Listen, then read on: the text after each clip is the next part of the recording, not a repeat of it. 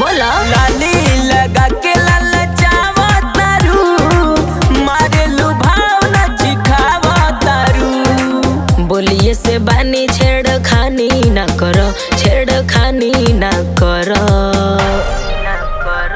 छुकाई कमर पानी पानी ना करो। और छुकाई कमर पानी पानी ना करो।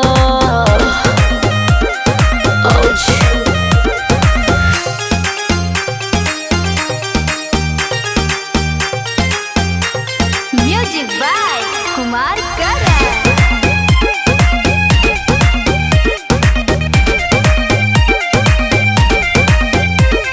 लेली सवाद ओठ लाली के पिया, धरी जनी पाजा हमर धड़ो के जिया।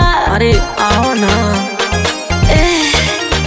धनी बुझतानी फीलिंग हमरा मन के, काहे डांट तारू अपना सजन के।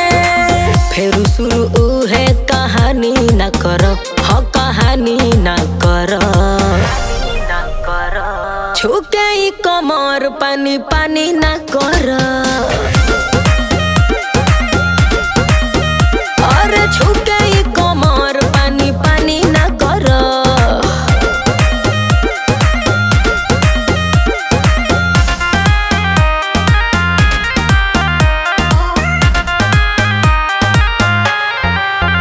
पानी पानी ना करो।